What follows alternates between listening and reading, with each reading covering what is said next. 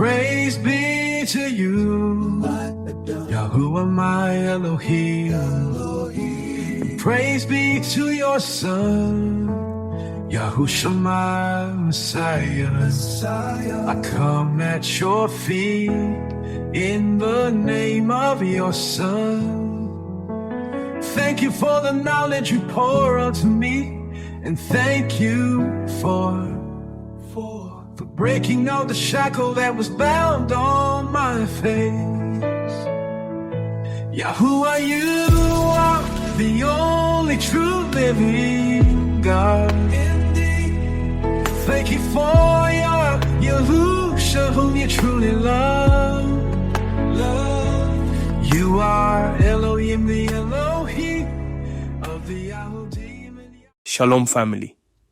This is the Remnant Awakens, and I'm your brother Pierre Ligi. I'm glad you're here with me today, wherever you're listening from, whether you're in Africa, America, Europe, the islands, or somewhere in between. You know, every episode, we dig a little deeper into our roots, our story, and the truth that's been hidden from us for way too long.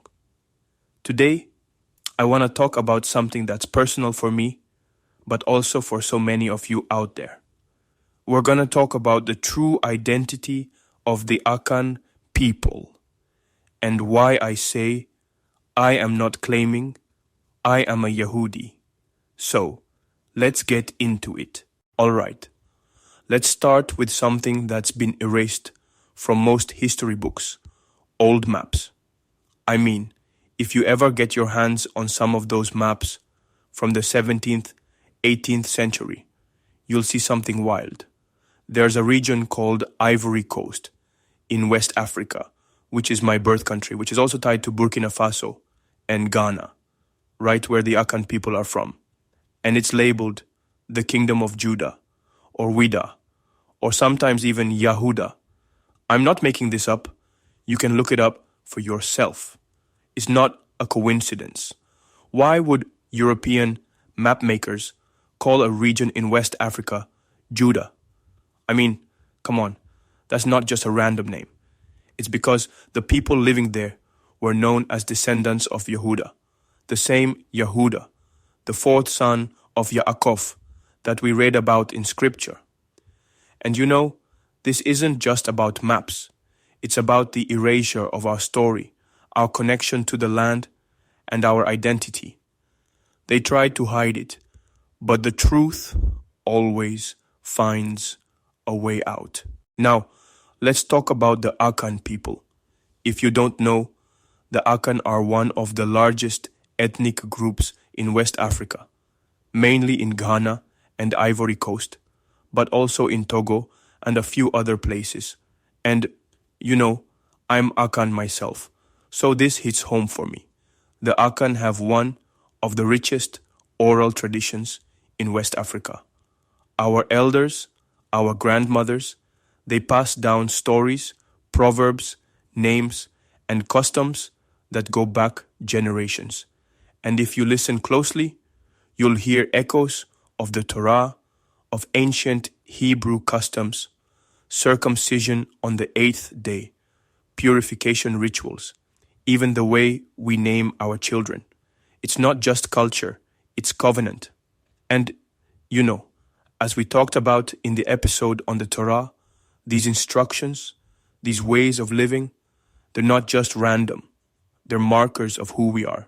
But how did we get from Jerusalem to West Africa? That's the question, right? In 70 AD, the Roman Empire destroyed the Second Temple in Jerusalem. That was a turning point. Our ancestors fled. Some went into Africa, some into Arabia, some scattered all over. And over centuries, many of those who fled into Africa settled in places like Nigeria, Ghana, Ivory Coast, right where the Akan are today. And you know, the transatlantic slave trade didn't just randomly pick people from West Africa. They targeted the descendants of Yahudah, the people who kept the customs, the language, the names.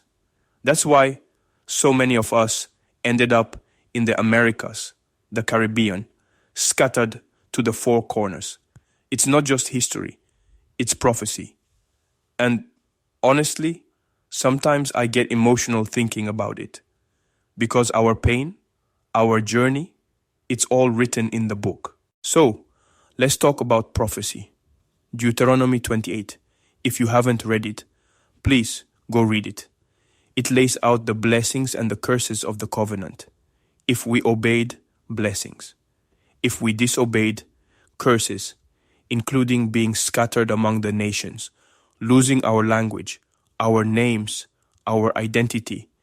And man, when I read those verses, it's like looking in a mirror.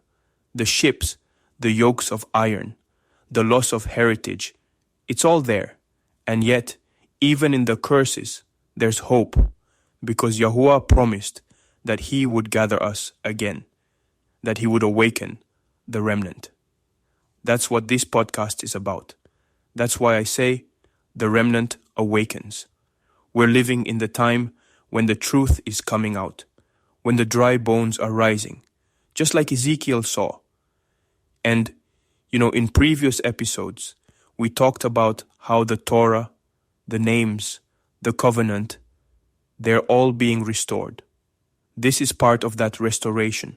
Let me say this clear for those who scoff. My identity is not a claim. It's a revelation. I'm not out here trying to steal someone else's story or make up a new religion. I'm just telling you what the Most High has revealed to me and what history, prophecy, and my own bloodline confirm. I am a Yahudiy, a descendant of Yahudah from the Akan people. And I know some people will say, "Oh, you're just making this up. You're just trying to be special." But honestly, I don't need to be special. I just need to be true.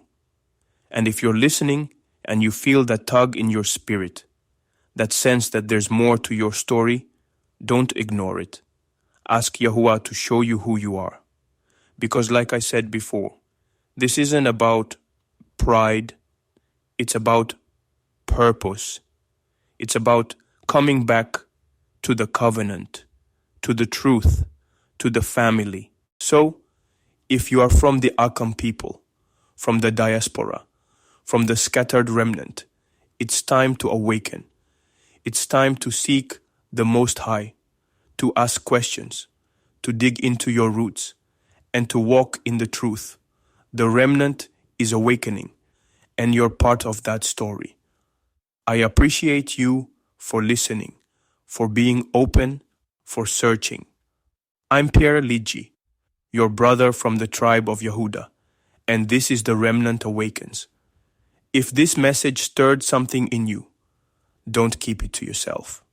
Like this video so it reaches more people. Subscribe if you're awakening to truth. And comment below on what stood out to you the most. And if you know someone still sleeping, share this episode with them. Until next time, Shalom. See you all on the next episode.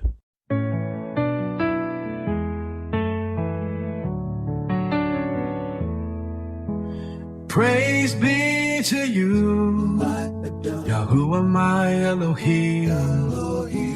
Praise be to your Son, Yahushua my Messiah. I come at your feet in the name of your Son. Thank you for the knowledge you pour onto me, and thank you for breaking out the shackle that was bound on my face. Yahuah, you are the only true living God. Thank you for your Yahushua, whom you truly love. You are Elohim the Elohim.